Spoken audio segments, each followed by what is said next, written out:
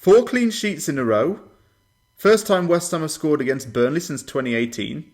First win against Burnley since 2018.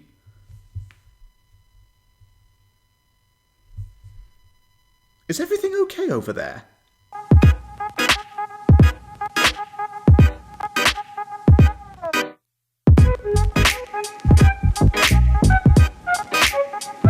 Yeah, that's right, folks. West Ham have just beaten Burnley 1-0 at the London Stadium. First time West Ham have beaten Burnley in nearly 3 years. So that makes this a little bit more sweeter. Bear in mind, West Ham didn't score against Burnley at all during the 2019-20 season. We didn't get 1 goal against them, and they scored 4 against us over 2 games.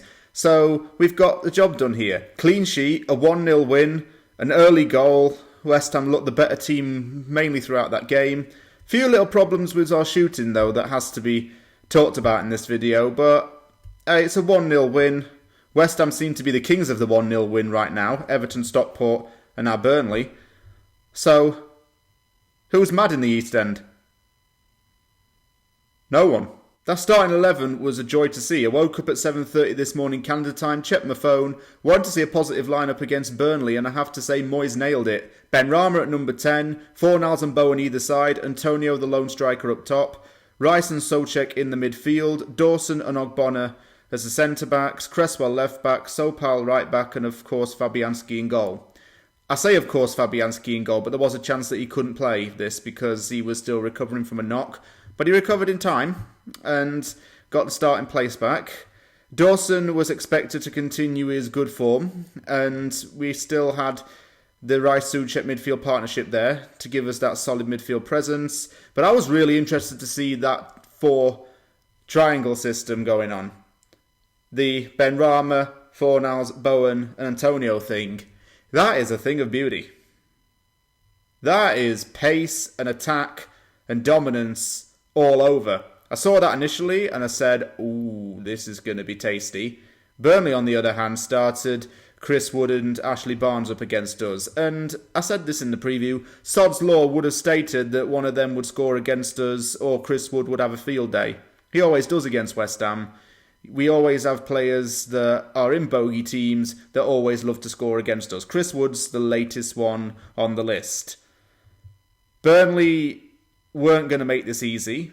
We know how they play. They're very grounded. They stick to the guns. I expected to see that from them. So it was up to us to be a little bit better than them in most aspects and attack, attack, attack. Not too much to ask for, really. Wasn't really expecting a lot of goals in this game. So when West Ham took the lead after about 9 minutes, I was happy but pleasantly surprised, if that makes any sense. It was a great ball from Pablo Fornals. Michail Antonio's in the right place at the right time to tap it past Nick Pope. Pope barely moves. Burnley's defence is shaken. Antonio scores on his return and does the backstroke celebration. Little note there, Declan Rice told him to do it, but Antonio adds that to the celebration list. He's already had the Simpson one where he spins around, that one where he's like that against Spurs, and now he's got the backstroke. Any other suggestions to him, just feel free to head over to his Instagram or Twitter and let him know, and he'll do them, I suppose. But back to the game. West Ham got the goal very early on in the game. That could have derailed Burnley's game plan there. Antonio scoring on his return was a pleasant thing to see. And having him back in the side was big as well, because he adds that extra physical strength up front, and he also adds that winger-esque presence when Bowen and Fornals don't give it. I have to also point out that Ben Mee did kind of help in the goal because he heads it a little bit into Antonio's path. Antonio's got absolutely no other choice but to put it in the net. 1-0 West Ham straight away, and that was a good thing to see. We never really score against Burnley, we never really take the lead against them, but that was a good thing to see. Pablo Fornals and Saïd Benrahma were a joy to watch in that first half. Both of them worked together really well. I did a video on this channel called On Over To You where I asked fans, can Benrahma and Fornals work together in the same team? A lot of people said no because it would mean you'd change the system. I disagreed with that because I found a way, or should I say the manager found a way, to put those two on the same pitch. Fornals and Benrahma worked so well off of each other, their chemistry was good. Benrahma at number 10 is what West Ham fans wanted to see. And I put on my notes here, Benrahma had a solid attacker's presence. He was modelling our offensive display. I just wanted Benrahma to have a few more shots at goal, and it will only be a matter of time before he gets that one shot that goes in, but he was still doing all the hard work in the midfield. Burnley weren't really coping. And as for West Ham, our offensive dominance meant that the defence didn't really have to do a hell of a lot in the opening 25 minutes. Burnley may have had 1 or 2 shots off target, but there wasn't really any clinical threat from them. After those 25 minutes elapsed, Burnley did have a bit more possession of the ball and nearly had an equaliser.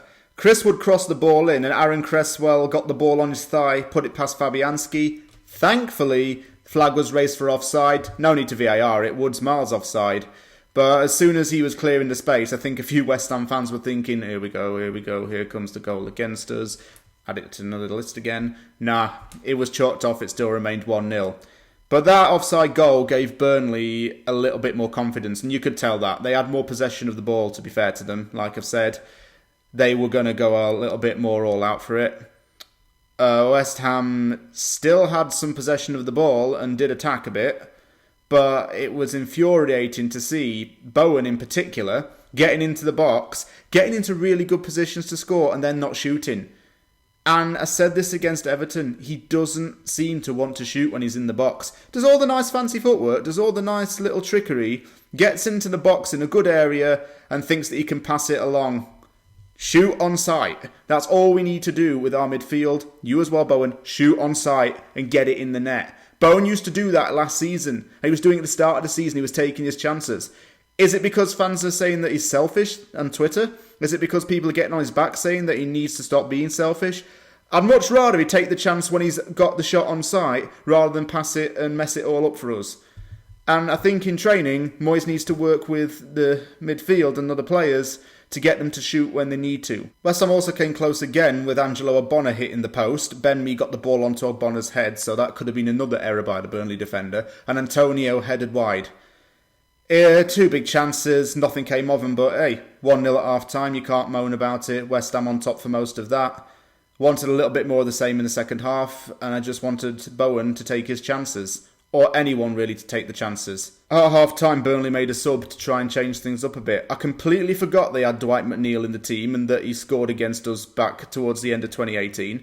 Completely forgot about him, and he's another player that's caused us problems. He came on at half-time and Goodmanson came off. West Ham's defence was going to get tested a lot more in this second half, and it was obvious that Burnley had a talking to at half-time.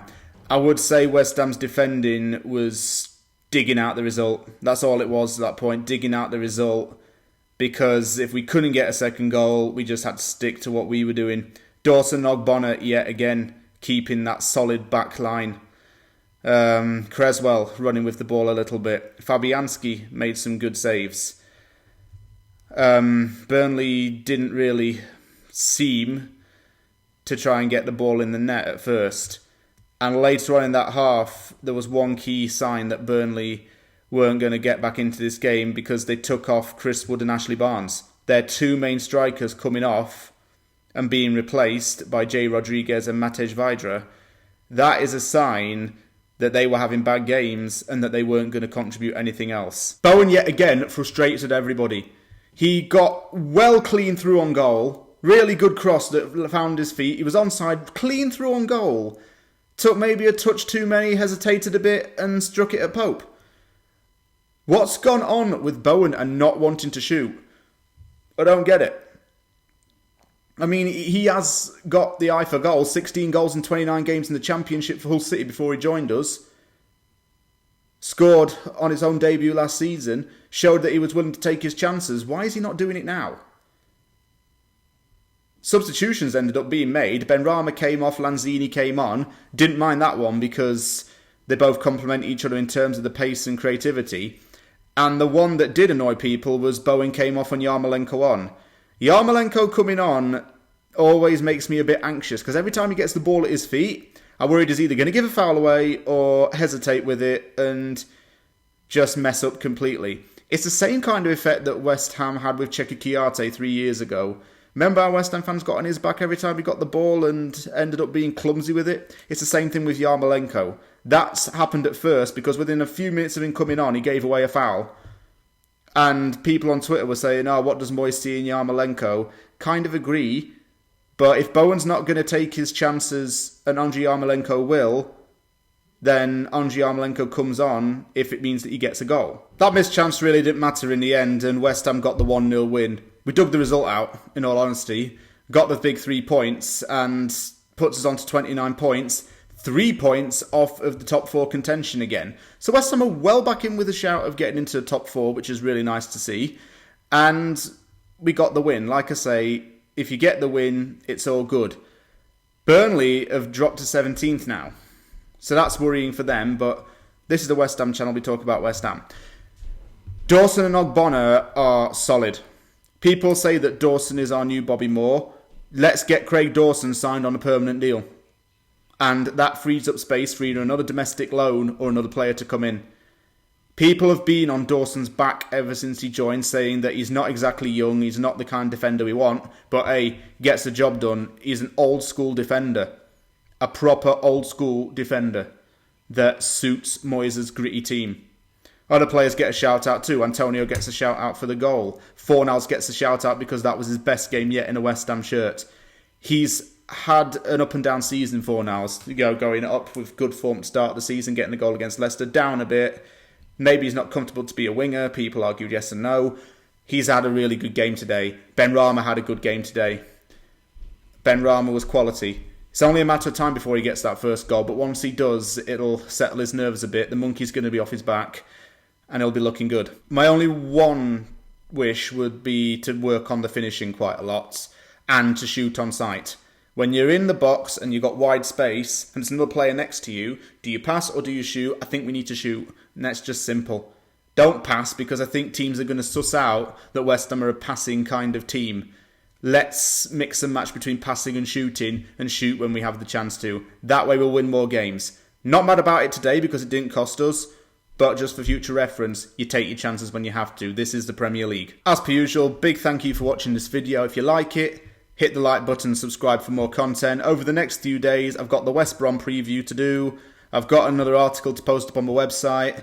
And comment below what you thought of the game. Did you like the result? Did you disagree with anything I said? Did you agree with anything I said? I'd love to hear your feedback as usual. Thank you very much for watching. I'll see you all soon.